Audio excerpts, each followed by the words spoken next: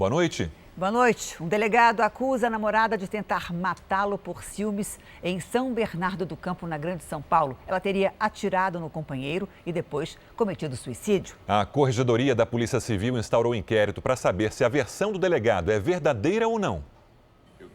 Internado em estado grave na UTI, pouco antes de entrar na cirurgia, o delegado gravou este vídeo. Ontem, Priscila, minha namorada, vi uma mensagem de antes dela ir para minha casa. Hoje de manhã, quando eu saí do banho, ela deu 6 tiros em mim. Depois um tiro nela mesma.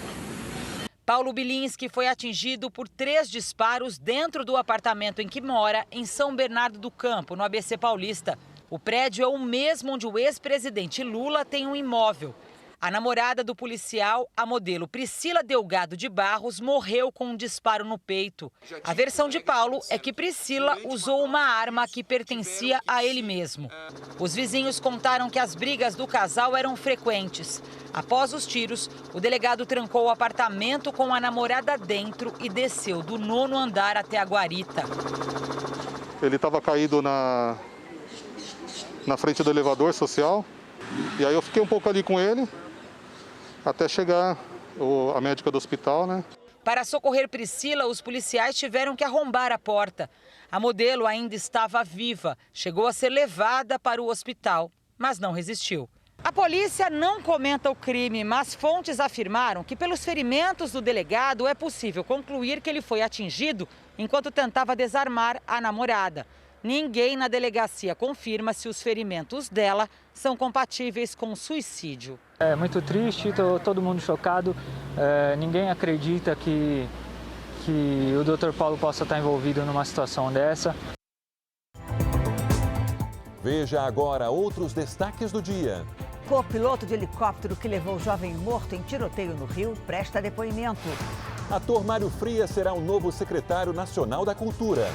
MEC adia o Enem e data ainda vai ser definida. Frase de Lula sobre coronavírus provoca polêmica. Estudo revela que vírus não se propaga facilmente em superfícies.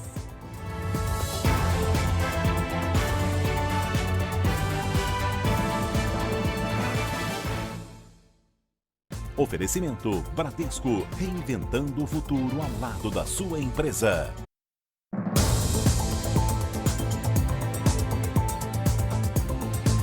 Por trás de um aplicativo de namoro, um golpe. Criminosos se passavam por homens atraentes para dopar e roubar as vítimas. Um golpe popularmente conhecido como Boa Noite Cinderela.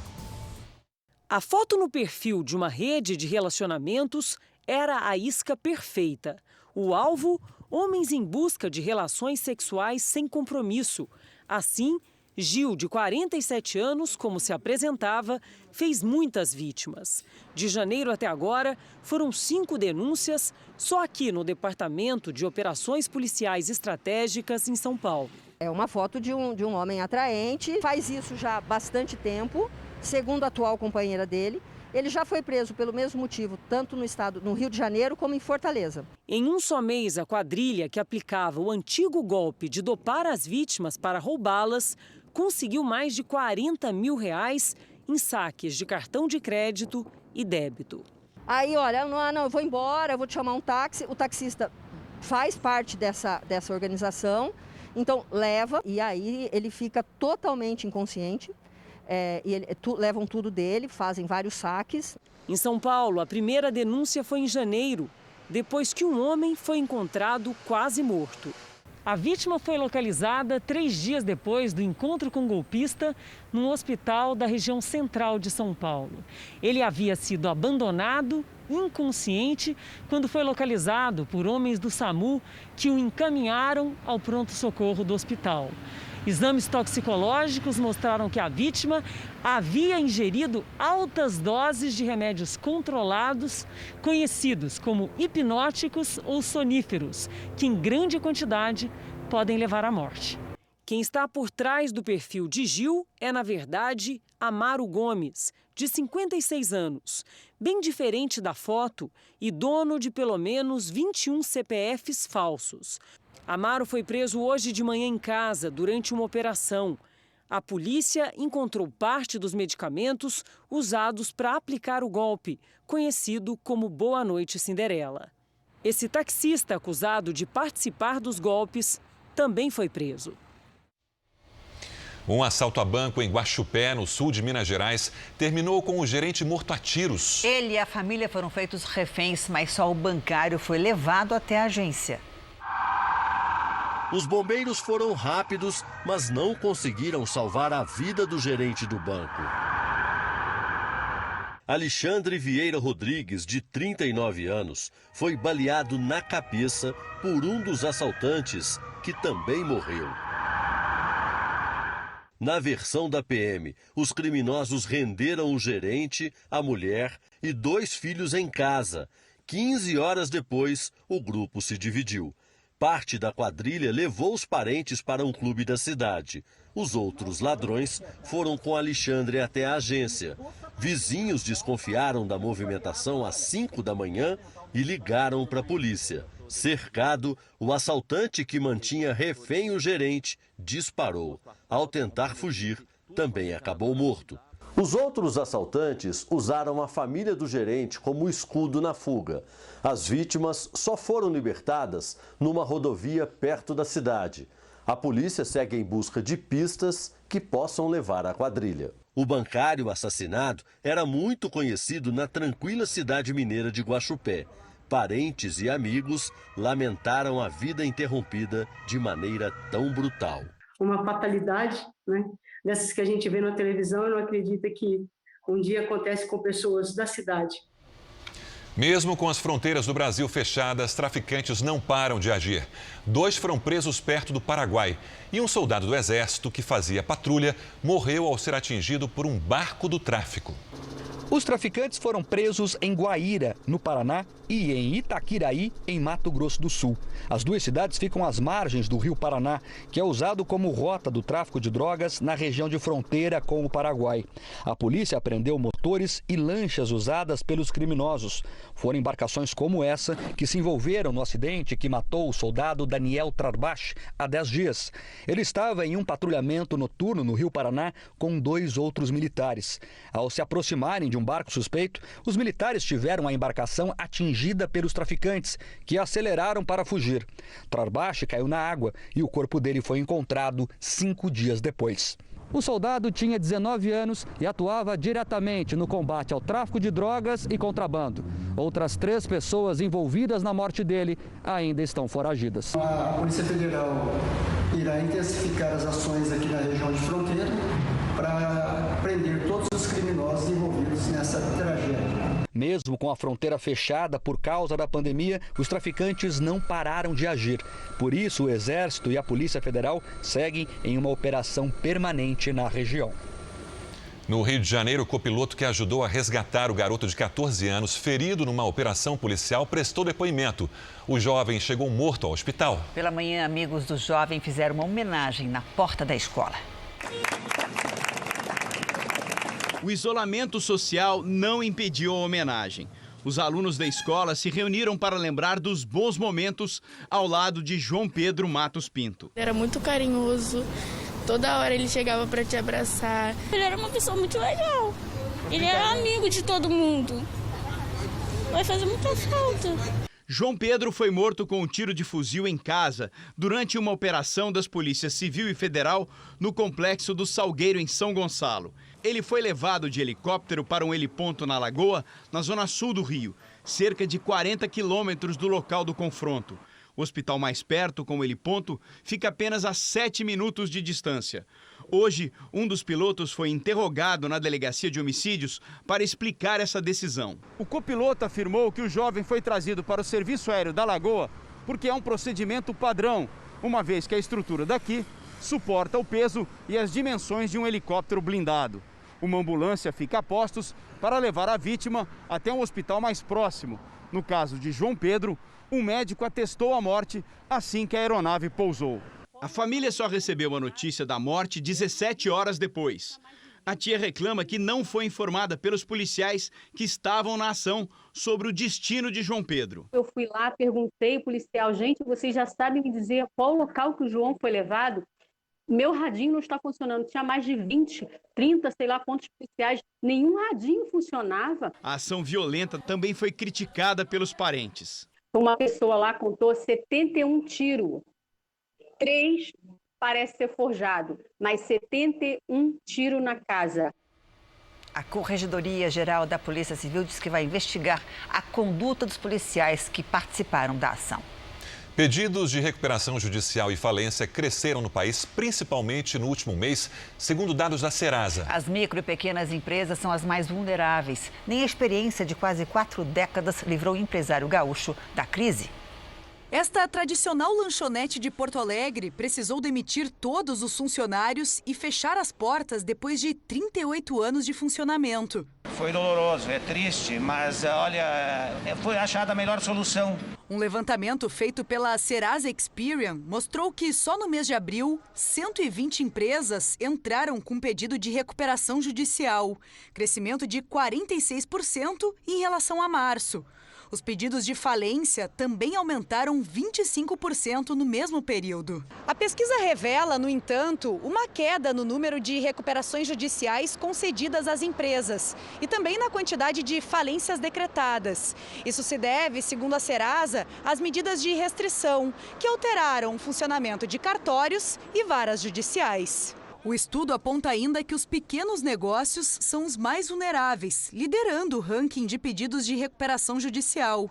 Das 377 solicitações feitas nos primeiros 4 meses do ano, 226 eram de microempresas. Em média, ele tem um caixa para 15 dias, e isso dificulta muito em cenário de crise. Como nós estamos falando de um fechamento e de um isolamento social, onde as atividades foram suspensas, ele não consegue ficar muitos dias sem faturamento. Manter uma empresa viva é muito mais barato e melhor do que você quebrar essas empresas e depois dizer que vai gerar um novo emprego. Custa muito mais caro a nível econômico, a nível social, uma catástrofe, e a nível nação. É um caminho pouco inteligente. Para saber mais sobre os pedidos de recuperação judicial de empresas, é só aproximar a câmera do celular para o QR Code que está aparecendo na tela. Vamos aos números da Covid no Brasil. Hoje são 291.579 casos da doença, 18.859 mortes, com 888 registros nas últimas 24 horas. 116.683 pacientes já se curaram da doença e 156.037 estão em acompanhamento neste momento. Entre os países mais afetados pela Covid-19, o Brasil tem o menor número de casos por milhão de habitantes. A Espanha tem 5.979 casos por milhão de habitantes, seguida por Estados Unidos, com 4.802. Em terceiro aparece a Itália, com 3.760. Em quarto, o Reino Unido, com 3.660. Depois vem a Rússia, com 2.115. E na sequência, o Brasil, com 1.297 casos por milhão de habitantes. O Ministério da Saúde divulgou hoje o protocolo para o uso da cloroquina em pacientes com sintomas leves da Covid-19. Quem fizer uso da medicação terá que assinar um termo de consentimento. A divulgação do protocolo pelo Ministério da Saúde veio somente depois do aval do Planalto. O presidente Bolsonaro, principal defensor no governo da adoção do medicamento já na fase inicial da Covid-19, justificou a medida em uma rede social. Afirmou que ainda não existe comprovação científica, mas o uso do remédio se justifica porque estamos em guerra, segundo ele. O uso da cloroquina, que já causou divergências entre o presidente e 2 ministros da Saúde, continua polêmico também por causa dos efeitos colaterais desta medicação. Por isso mesmo, o Ministério da Saúde deixa claro que este protocolo é uma orientação a médicos e pacientes e não uma recomendação. E indica quando usar, mas principalmente quando não usar a cloroquina. O Ministério detalha as dosagens da cloroquina que devem ser adotadas e a combinação com outros remédios. Para pacientes adultos com sintomas leves da Covid-19, é sugerido um tratamento de até 14 dias, combinando a cloroquina com o antibiótico azitromicina. O protocolo deixa claro que este tratamento é contraindicado na gravidez e recomenda cautela especial com crianças, que devem usar a hidroxicloroquina, menos tóxica. Os pacientes precisam assinar um termo de consentimento. Nele consta que não há estudos demonstrando melhora clínica com o tratamento com hidroxicloroquina e que efeitos colaterais podem afetar glóbulos brancos, fígado, batimentos cardíacos e até a visão. Segundo o secretário nacional de Vigilância em Saúde, o protocolo respeitou os limites estabelecidos pelo Conselho Federal de Medicina. A grande questão que se pega aí nesse debate é a questão para utilização em casos leves. Mas se o próprio Conselho de Medicina, Conselho Federal de Medicina, estabelece esse critério, qual deve ser o posicionamento do Ministério frente a essa situação? Então, eu creio que o que está deixando mais claro é a dosagem e também em que contexto que deve se dar a prescrição, caso o médico considere relevante a adoção deste medicamento como parte do seu arsenal terapêutico.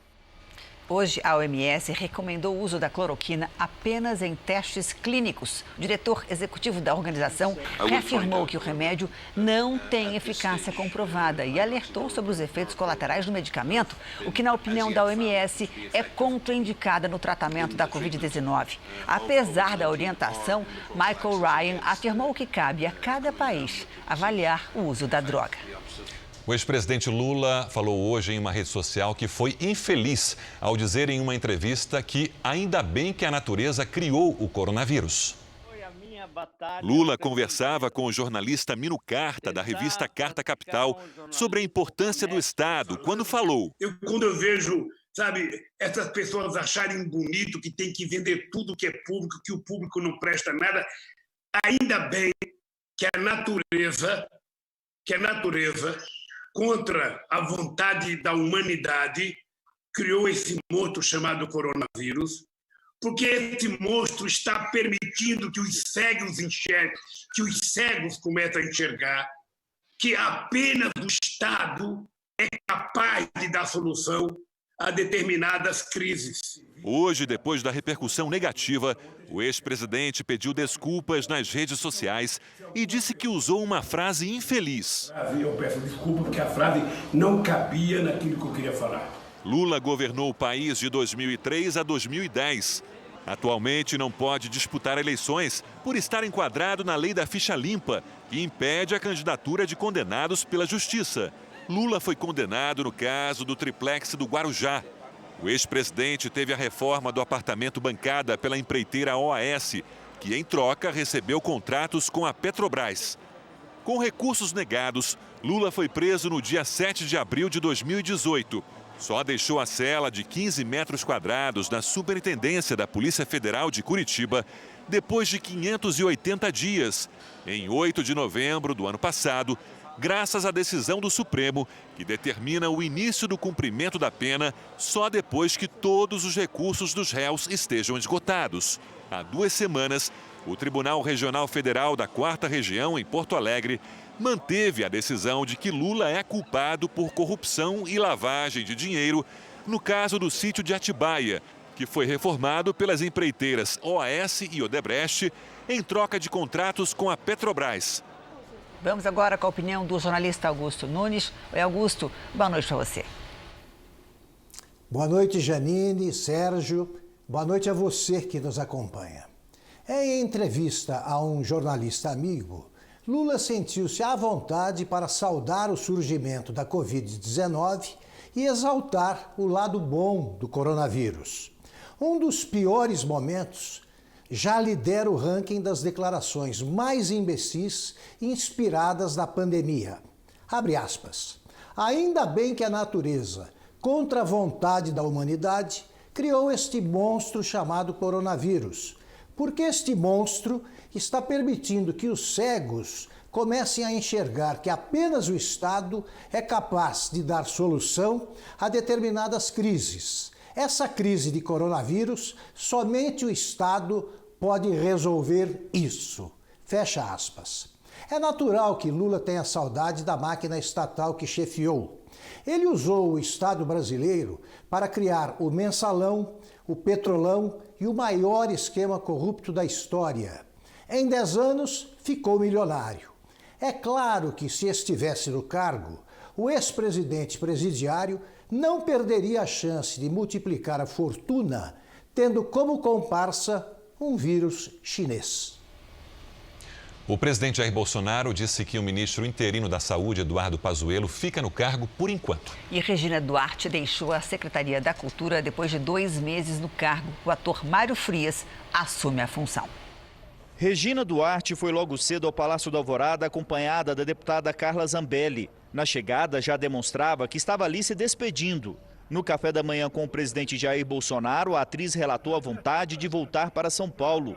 E ficou acertado que ela vai ocupar um cargo na Cinemateca Brasileira. Tá me fritando, presidente? Regina, toda semana tem 1 ou 2 ministros, né, que, segundo a mídia, estão sendo fritados. O objetivo é sempre de estabilizar a gente e tentar jogar o governo no chão. Não vão conseguir, jamais vai fritar você. Ficar ali, secretariando o governo dentro da cultura, na Cinemateca. Pode ter um presente melhor que esse? Obrigada, presidente. A saída de Regina Duarte da Secretaria de Cultura foi informada em primeira mão pelo R7.com. Ela vinha sofrendo desgaste no cargo que ocupava havia pouco mais de 2 meses. Primeiro porque a atriz comandou a pasta por um tempo de casa em São Paulo. E segundo porque foi alvo de críticas de integrantes da área cultural. Para a vaga na Secretaria Especial de Cultura, o presidente convidou Mário Frias. A conversa com o ator e apresentador ocorreu ontem aqui no Palácio do Planalto durante um almoço. Hoje os dois se encontraram novamente e Mário Frias aceitou o convite. A nomeação sai nos próximos dias. O ator terá o desafio de comandar a pasta que mais trocou de titular desde o início do governo. Será o 5º secretário de Cultura de Jair Bolsonaro. Mário Frias, de 48 anos, estreou na televisão em 1996. Participou de várias novelas, entre elas Bela, a Feia e A Terra Prometida da Record TV. Além de ator, atuou na TV como apresentador. Atualmente trabalhava como produtor cultural. No caminho do Palácio da Alvorada para o Palácio do Planalto, Jair Bolsonaro parou para conversar com um grupo de garis. Eu pergunto para vocês estão trabalhando e os vizinhos perderam emprego, estão trabalhando, como é que está? Como é que está a geladeira desse pessoal? Está vazia já? Questionado sobre o Ministério da Saúde, Bolsonaro confirmou o que já foi dito pelo Jornal da Record. O presidente disse que não tem pressa para tirar o general Pazuello da função e só vai indicar uma nova pessoa para o cargo após ter certeza da escolha. Ele vai ficar por muito tempo esse que está lá. Não vai mudar não. Ele é um bom gestor e vai ter uma equipe boa de médicos embaixo dele. A questão do vírus, mais da metade vai pegar. Não adianta, igual uma chuva, vai chover aqui agora, vai chorar. Pesquisadores de Santa Catarina encontraram fósseis de répteis que viveram na região antes dos dinossauros. A descoberta só foi possível porque o estado enfrenta uma forte estiagem. Santa Catarina está sofrendo com a pior seca dos últimos 14 anos. O nível dos rios está bem abaixo da média e a produção agrícola registra perdas. A estiagem já prejudica o abastecimento de água em várias cidades de Santa Catarina. A Prefeitura de Palhoça, na Grande Florianópolis, decretou situação de emergência. No norte do estado, a seca acabou permitindo uma descoberta. O nível do Rio Negro baixou tanto que as rochas ficaram expostas. Foram moradores de 3 Barras, na divisa entre Santa Catarina e Paraná, que chamaram os pesquisadores do Centro Paleontológico da Universidade do Contestado de Mafra. Os especialistas concluíram que os fósseis são de mesossauros, répteis aquáticos que viveram na Terra bem antes dos dinossauros, 280 milhões de anos atrás. Os animais chegavam no máximo aí a em torno de 80 centímetros até 1 metro de comprimento. Tinham membranas entre os dedos para facilitar o nado, se alimentavam de pequenos crustáceos. A descoberta ainda está sendo estudada pelos pesquisadores e depois será encaminhada para um museu da região. É uma possibilidade única para a ciência aí poder ter mais informações, dados aí com relação à história antiga aqui da região. Seca no sul e chuva na região nordeste. Em Salvador e João Pessoa já choveu mais que o esperado para o mês inteiro. Boa noite, Lidiane. Como é que fica o tempo amanhã? Olha, Janine, os estados do sul devem receber chuva pelo menos até sexta-feira. Bom. Agora o Nordeste, embaixo d'água, segue, viu? Boa noite para todo mundo que nos acompanha. Ventos formam nuvens carregadas em toda a costa nordestina com alerta para temporais e mar agitado em Alagoas, Sergipe e no Recôncavo Baiano. No sul, uma frente fria provoca chuva já nas próximas horas. Alerta para ventania de 60 km por hora no Rio Grande do Sul e em Mato Grosso do Sul. No sudeste, mar agitado com ondas de até 2,5 metros entre São Paulo e Rio de Janeiro. Tempo firme de Santa Catarina até o interior nordestino. Tarde com baixa umidade do ar entre o Paraná e Goiás. Em Porto Alegre, chove à noite, máxima de 28 graus. Em Goiânia, sol com 32. Em Maceió, faz 28 com chuva. Em Manaus e em Rio Branco, chuva e sol com 31 graus.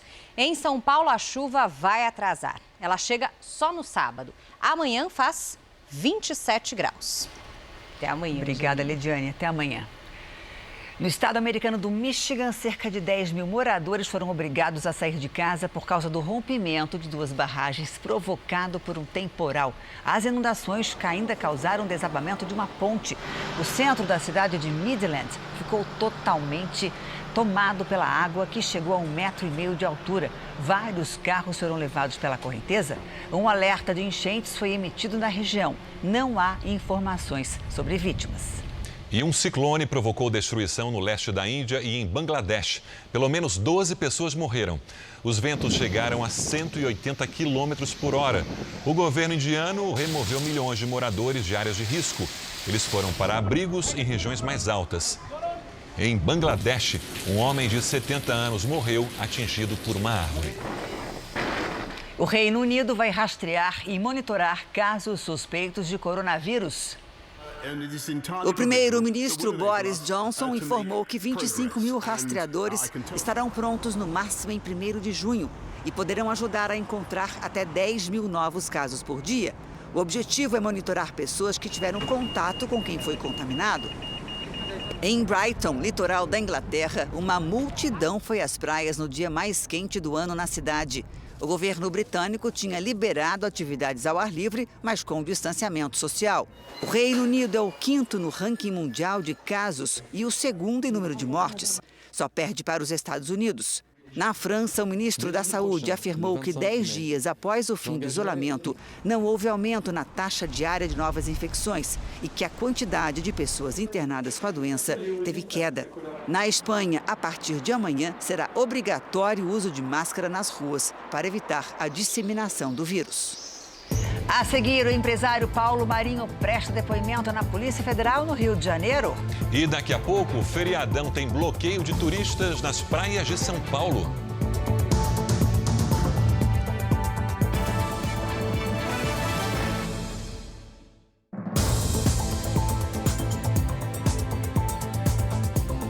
Mais 2 delegados da Polícia Federal prestaram depoimento hoje em Brasília no inquérito que apura suposta tentativa de interferência do presidente Jair Bolsonaro na instituição.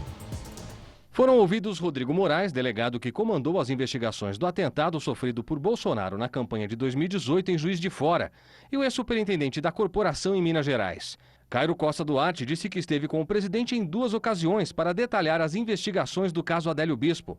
Também respondeu aos delegados que Bolsonaro nunca manifestou insatisfação em relação ao aprofundamento das investigações.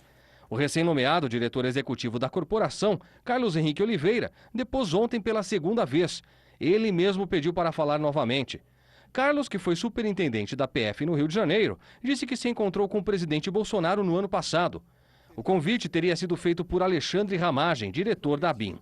Segundo o depoimento, perguntado se durante a audiência com o presidente Bolsonaro e o delegado Ramagem houve algum tipo de questionamento pelo presidente da República ou pelo delegado Alexandre Ramagem, respondeu que não, que a reunião durou cerca de 20 a 30 minutos e que durante essa reunião escutou o presidente falar de sua trajetória, como normalmente ele fala ao público.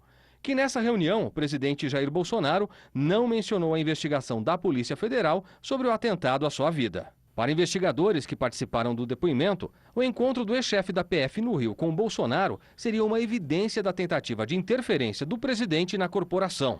Procuradores ouvidos pelo Jornal da Record lembram que seria o único caso de um encontro entre o presidente e um delegado indicado a uma superintendência. À época da reunião, Carlos ainda era corregedor da PF e já havia recebido o aviso da promoção. O ministro Celso de Mello, relator do caso no Supremo Tribunal Federal, avalia a divulgação integral do vídeo gravado durante a reunião ministerial.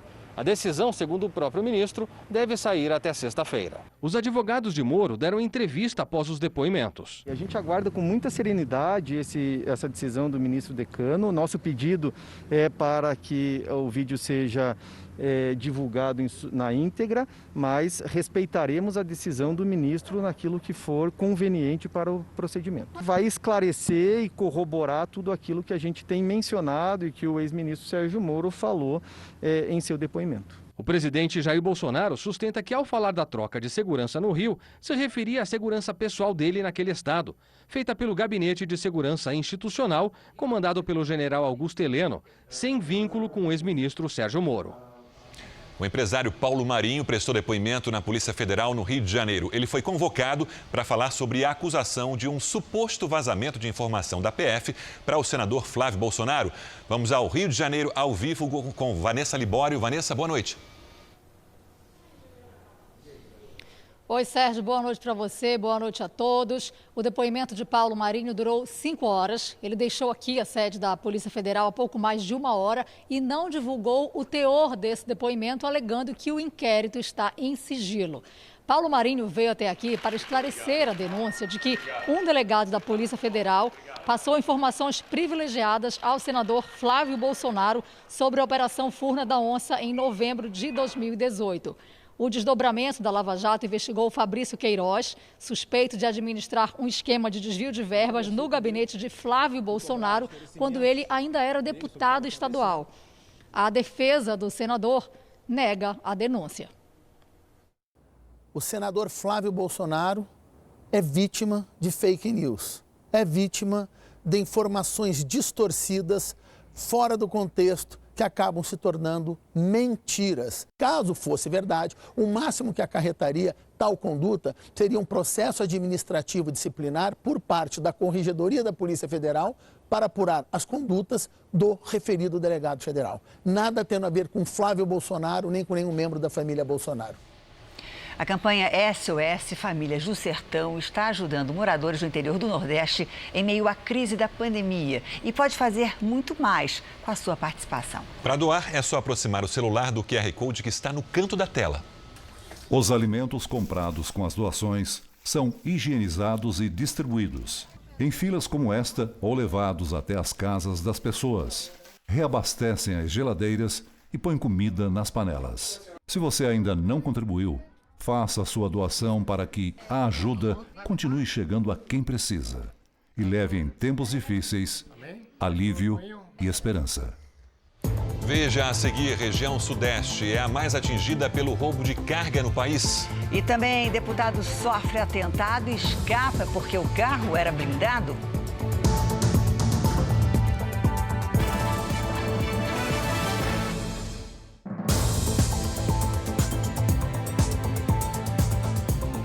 O Tribunal de Justiça de São Paulo suspendeu a liminar que permitia o bloqueio nas rodovias que dão acesso às cidades do Litoral Sul. Vamos a Santos com a repórter Fernanda Burger. Fernanda, boa noite. Boa noite. De acordo com o presidente do tribunal, o pedido de bloqueio só pode ser feito pelo governo estadual e, portanto, as prefeituras não podem impedir o acesso de turistas pelas rodovias. Mas os prefeitos aqui do litoral vão manter as barreiras sanitárias nas entradas das cidades. Hoje teve até congestionamento na chegada a Santos. Mais de 500 motoristas foram abordados e tiveram que explicar o motivo da viagem. No Guarujá, o controle é feito pela Polícia Militar e pela Guarda Municipal. Além desses bloqueios, as cidades vão manter as restrições de acesso às praias. Sérgio. Obrigado, Fernanda. Janine, como é que fica a situação no norte de São Paulo? Então, essa decisão da Justiça não atinge os prefeitos do litoral norte de São Paulo e eles também vão manter os bloqueios de acesso para impedir a chegada de turistas. Na rodovia dos Tamoios, principal acesso ao litoral norte de São Paulo, a sinalização informa que as praias estão interditadas. Na entrada de Caraguatatuba, a vigilância sanitária para todos os carros com placas de fora. As equipes medem a temperatura do motorista e passageiros e só deixam passar trabalhadores de serviços essenciais. Turistas são orientados a retornar. Tem que fazer isso mesmo, né? Porque do jeito que está a situação, né? Eu acho, concordo. A barreira sanitária também foi montada na entrada de São Sebastião. Além dos carros de passeio, ônibus de turismo também estão proibidos de entrar na cidade. Pelo menos 2 cidades do litoral norte, São Sebastião e Ubatuba, estão entre as que mais respeitam o isolamento social no estado. Líder no ranking, São Sebastião tem conseguido manter 61% da população em casa. Segundo o prefeito da cidade, os feriados costumam trazer mais de 100 mil turistas para as praias. Nós tivemos 3 feriados prolongados nesses últimos 60 dias e ficou muito claro para nós que após cada feriado o número de casos aumenta 30%. Portanto, esse mega feriado vai provocar um estrago no sentido de ampliar o número de casos de contaminados pelo coronavírus na nossa cidade. Restaurantes, cafeterias e o comércio voltam a funcionar de forma gradual em Porto Alegre. A repórter Paloma Poeta tem os detalhes ao vivo. Paloma, boa noite. Boa noite, Sérgio, Janine. Com esse novo decreto da Prefeitura de Porto Alegre, podem funcionar aqui na capital gaúcha restaurantes, cafeterias, shopping centers, galerias comerciais e academias. Mas precisam seguir restrições que também estão nesse decreto. Os estabelecimentos podem trabalhar com, no máximo, 50% da capacidade total de ocupação. E os lojistas, assim como os museus e as bibliotecas, precisam seguir regras de segurança sanitária. Os microempresários, assim como os profissionais liberais e autônomos do setor de serviços, como é o caso dos salões de beleza, por exemplo, já tinham recebido autorização para voltar ao trabalho há cerca de um mês. Com relação às redes pública e privada de ensino, ainda não há uma previsão de retomada das aulas. Janine, Sérgio. Obrigado, Paloma. Obrigada, Paloma.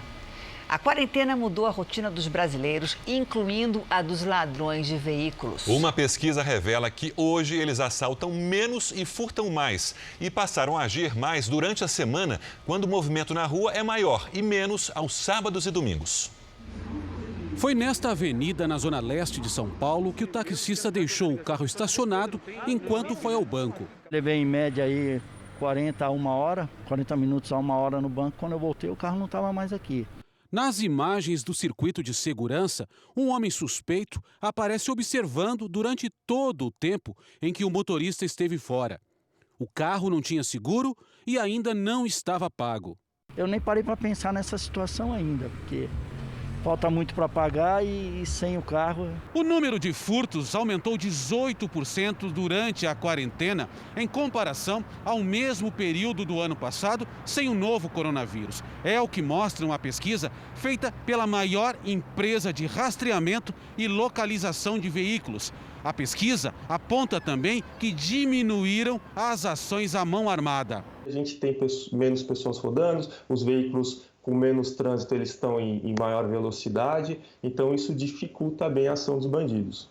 Os números mostram também que na quarentena os ladrões passaram a agir mais durante a semana, de segunda a quinta, período que hoje concentra 67% das ocorrências. No ano passado, a maioria dos roubos e furtos acontecia de sexta a domingo. A gente percebeu que a exposição dos carros ela está maior hoje durante a semana.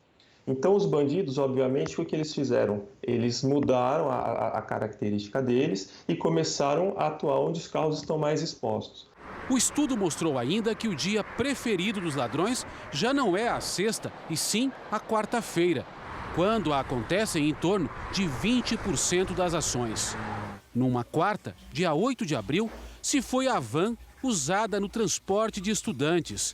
Era da Magda, que ficou em uma situação difícil. Acabei de chegar da padaria, não demorou 15 minutos e já não estava mais o meu veículo lá. É dele que eu vivo, é dele que vem o meu ganha-pão, o sustento da minha família. 8 em cada 10 roubos de carga no Brasil acontecem no Rio de Janeiro e em São Paulo. Mas nem por isso outros estados estão livres de quadrilhas nas estradas. Um homem de 26 anos foi preso na BR-153, município de Rianápolis, a 160 quilômetros de Goiânia. Ele estava nesse carro roubado. Os comparsas conseguiram fugir. A quadrilha estava sendo procurada desde a semana passada, quando tentou roubar uma carga de defensivos agrícolas na mesma rodovia. Os ladrões só não conseguiram porque a carreta tombou. No carro deles havia um revólver e um aparelho que bloqueia o sinal do rastreador do caminhão. A partir do momento que bloqueia o sinal, a empresa perde totalmente o sinal do veículo. Um levantamento da Associação Nacional do Transporte de Cargas e Logísticas aponta que no ano passado o número de roubo de cargas no Brasil foi o menor em 5 anos.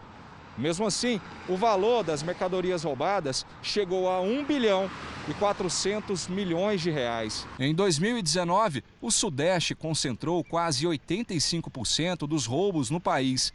De cada 10 ações, 4 foram no Rio de Janeiro e 4 em São Paulo. O cidadão que vai para a rodovia para roubar, ele já vai contratado para roubar um tipo de carga. E já tem toda uma logística por trás. Só depois de esfriar da carga que o receptador a recebe.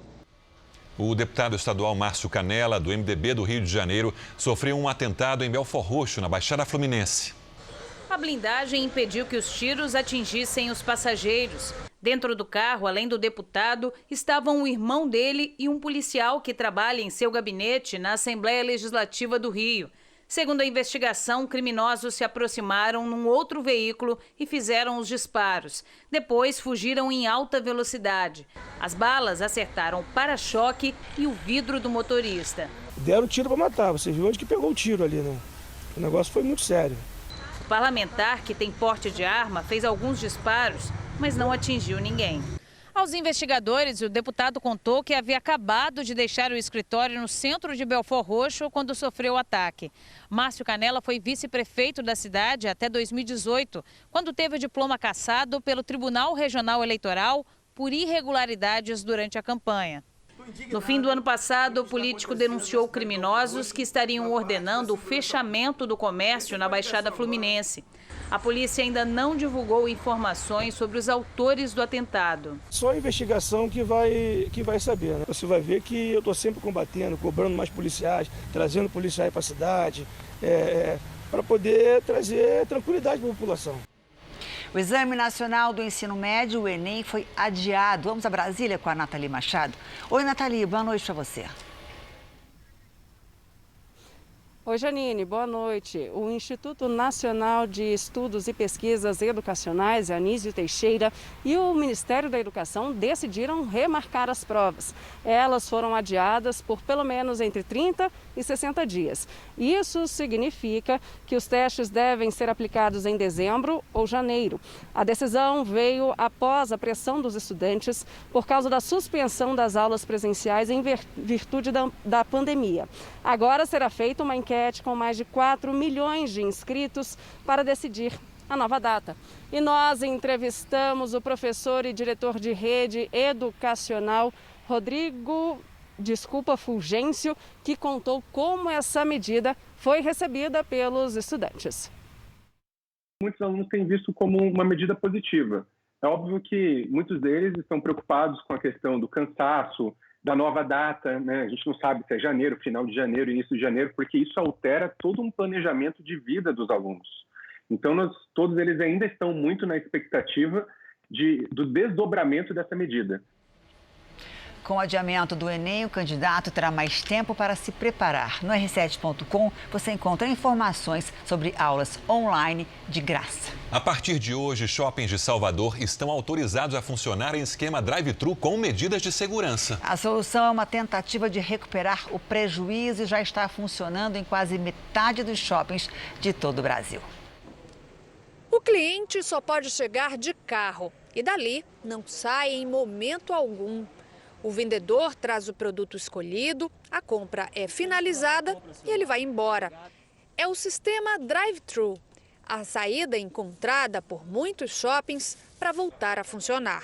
Eu achei ótimo porque aqui tem toda a segurança, essa forma de compra é com segurança e aqui está muito bem organizado. Em Salvador, a modalidade começou como um teste no Dia das Mães. Agora, os estabelecimentos já estão autorizados a funcionar nesse esquema com regras de segurança.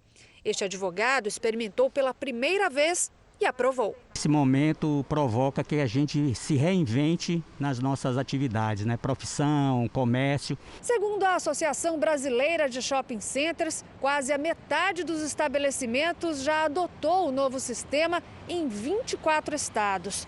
E não se trata apenas de comodidade. Para quem trabalha, é uma questão de necessidade. A gente não deixa de estar movimentando o funcionamento da loja, não deixa de estar fazendo um capital de giro, porque para manter o meu emprego a gente estava precisando de alguma forma vender. A lojista diz que o drive-thru não resolve todos os problemas, mas ajuda a retomar as vendas. A ideia do drive-thru de trazer acessibilidade para o cliente foi realmente o que fez o nosso faturamento sair de 0 e aumentar mais de 60%. Grandes redes de varejo também mudaram a forma de se comunicar com os clientes diante da pandemia, mas isso sem abandonar o diálogo constante.